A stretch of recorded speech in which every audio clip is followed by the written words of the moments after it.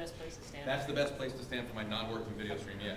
Performing at the Great American Music Hall later this month, which is like a 1,000-person venue, but this audience is scarier because it's much bigger. Again, my name is Patrick Coppola. Some of you know me from my days pursuing a vision in the music industry. For those of you who don't know, that pursuit resulted in the successful launch of a company called iLike. And today I'm here to share with you my vision for web video and, as a bonus, the future of television. So the future of television is one in which you've got a remote that works. You've got not 500 channels of content coming through your cable box, but you've got 500,000, maybe 5 million sources of content spread over the internet. And it becomes impractical, if not impossible, to search through all of that content. And it's definitely frustrating if really all you want to do is sit back and just see what's on. So my team and I were inspired to create a way of navigating through the video web that's as simple as channel surfing, but more powerful than search. So we looked to first come up with a core innovation. And that innovation was to organize all the content that's available, video content that's available on the internet, into sets, self-organized sets, channels if you will, and then index the relationships between those channels, which led to our core innovation, the personalized adaptive channel.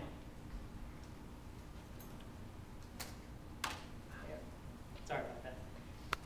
So here, we've taken the somewhat stagnant but persistent form of the television channel and reinvigorated it with social awareness, behavioral targeting, and personalization.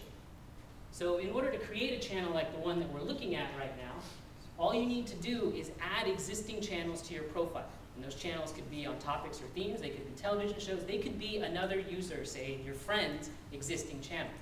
And once you create that mashup of channels that you're interested in, every click of the fast forward button brings up a new item from that set. And as you respond to those items that are brought up, the original mashup of all those channels gets molded into your personal channel. So that accounts for a fair amount of the use cases.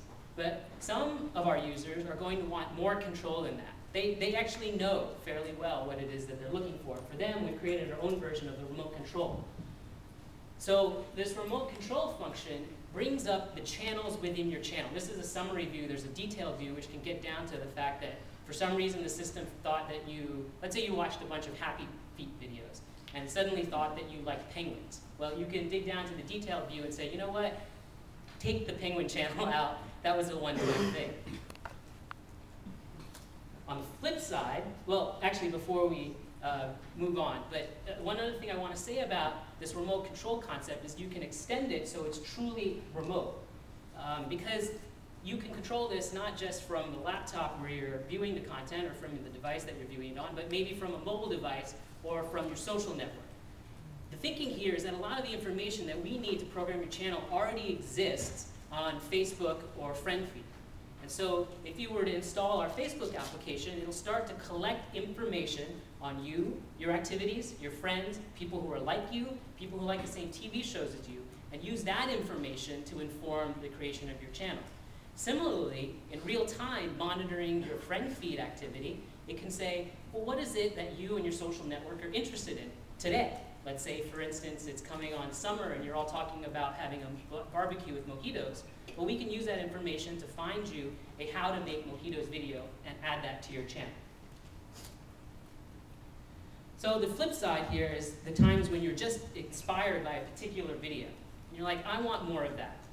So for that, we've created a function that doesn't present you with similar videos. It presents you with channels that also include the video that you are currently watching. It serves as more of a guidepost. So that's it for how the information gets into the fast forward system in order to create your channel.